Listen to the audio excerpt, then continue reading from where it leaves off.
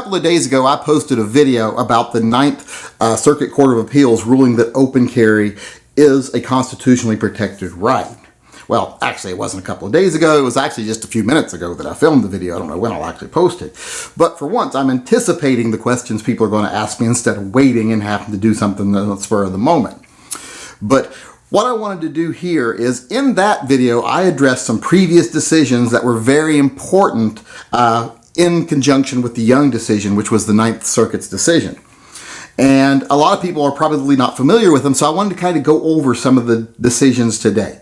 Some of the ones that I think are very positive for gun rights going forward. Because like I've said, I think most things that are happening in the courts right now are positive for gun rights. Every now and then we get handed a setback, but it's usually on a technicality. And one of those I'm going to mention right here in a few minutes here. So I wanted to talk about a few cases. I wanted to talk about the Young case again, like I already talked about. Heller, which a lot of people are familiar with. Peruta, which I think a lot of people are familiar with. But I also want to talk about some cases that aren't necessarily gun cases, like Hull. And I want to talk about something that didn't actually go to court, the Wilson case, which deals with the 3D printed guns. And I want to talk about how all these things kind of mesh together to make good news for the gun community. Now, first off, I want to talk about that Hull decision that I said is not really, and that's Hull, H-U-L-L. That's one of the decisions where the federal courts have weighed in on whether there is a constitutionally protected right to self-defense. Now, usually, federal courts have not had to weigh in on this because most states already allowed for self-defense. They already said you had a right to self-defense of your person and, to a lesser extent, your property. So the federal courts didn't really need to weigh in. But there have been some cases like Hull where they have weighed in and said, yes, you do have a constitutional right to defend yourself in public, which is very important with these other decisions that came later. Because judges often refer back to decisions like Hull when making their decisions regarding any type of self-defense case, including firearms-related cases. So then we'll move on to Heller.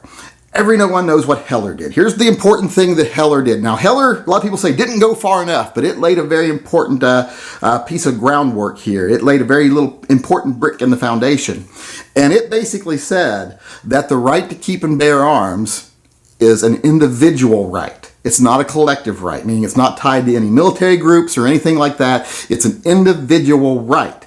And since you have an individual right to own a gun, it is logical that you have the right to use that firearm in any lawful use, such as self-defense. Now, it dealt strictly with self-defense in the home because that's what the case was about. But in saying that you have the right to use that legally possessed firearm, which is your individual right to have, to exercise your other individual rights, such as self-defense, then, like in the Young case that we're going to talk about now, the one we talked about the other day, they used that decision saying that if you have a right to use your gun for other things you have a right to do, then, of course, it applies to outside your home too, because nothing in the Constitution ever limits your rights to just inside your home.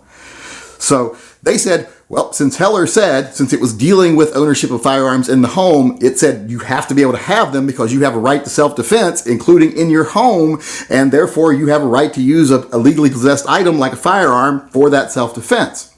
And since they said, well, you have a constitutional right to self-defense in public, well, if you can use your gun in your home, obviously you can use your gun in public too. So you have to be able to have a gun with you. Now, they also used another decision that a lot of people think is a negative decision, which is the Peruta case. Now, this was also the Ninth Circuit, but in the Peruta case, the Ninth Circuit used kind of a technicality. See, Peruta was suing, I think it was San Diego, saying they wouldn't give me a carry permit. I have a right to that carry permit. And the court said, nope, there's no rights to concealed carry permits. There's no historical precedent for that, because they said that even during the time of the founders, there were many rules about concealing your weapon. And that's true, because in the time of the founders, concealing your weapon was considered a cowardly act. You know, people didn't freak out when they saw a musket or a sword or whatever, like they do now. Nowadays, they freak out. So now they use this argument of, well, for public safety, we have to have the guns hidden so people don't freak out. But back then, people didn't freak out. They considered it was a bad thing to conceal your firearm or conceal your weapon. So they kind of have an argument there that concealed carry is not constitutionally guaranteed. And they used that, since the Peruta case was very narrow, it was about his right to get that concealed carry permit. They said, nope, you don't have a right to a concealed carry permit. But now the Young case, the one we just talked about the other day, they said, well, since you don't have a right to a concealed carry permit, And you do have the right to possess a firearm as an individual. You do have the right to use that firearm for self-defense, and you do have a right to self-defense in public. Well, if concealed carry is not a constitutional right, then open carry has to be. Open carry is covered by the Second Amendment, carte blanche, when it comes to carrying a gun as an individual in public for self-defense. So all those things kind of combined together to get us the right to open carry. Now, a lot of people are going to be like mad because they don't like open carry. But listen, this is a victory for people whether you like open carry or not. If you like open carry, you just got told that's your constitutional right to do it pretty much anywhere, at least in the Ninth Circuit for right now. And if it goes to the Supreme Court, maybe everywhere. If you like concealed carry, well, states like California, Hawaii, and a lot of other states that don't like carry at all, well, they're definitely not going to like open carry. So they're going to use the parts of these decisions that have said, if you're going to impede on a person's right to open carry, you can't impede on their right to self-defense as well as their right to open carry, so you have to allow them concealed carry. So these states that don't allow either will either have to allow you to open carry, or they'll have to say, well, for public interest, we're just going to say everyone has to cover their guns, but you still get to carry your guns, you just have to cover them up. And that's a big win for concealed carry people, which is probably what's going to happen in most states if this becomes law of the land, which I think it's liable to do. So it's a win both ways. So all those cases, like I said, they add up to a win for gun owners, period. People who want to carry a gun for self-defense. And there's also another ruling. And it's not really a ruling, it was a settlement. It's the Wilson case. It's about the 3D printed guns. Now, in the settlement, where the government finally decided to say, you're right, you do have the right to post stuff on the internet that people can use to print a 3D firearm, because people have the right to manufacture firearms. You and I can manufacture our own firearms. We just can't sell them. And we can't transfer them across state lines, etc. And we can't violate certain rules about firearms. But any firearm, say, you can buy from Smith & Wesson in your state, pretty much, you can manufacture similar at home. So we have that right already. That's established. So they said, well, we can't ban him from putting these things on the internet. But here's the thing. Here's what's really important about this decision that I don't think a lot of people have talked about. The government admitted something in that decision. They said that simply because a firearm has similar characteristics to a military-style weapon, and remember, military-style weapon is something they use a lot in anti-gun rulings and anti-gun legislation. Simply because a firearm shares characteristics with a military weapon, such as caliber and other characteristics, if it's not a military weapon, it's not a military weapon. Like AR-15s are not military weapons. The military does not use AR-15s.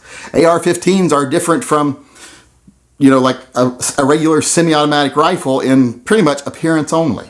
And they are not used in the military. So they are not a military weapon just because they're chambered in 5.56 or 223.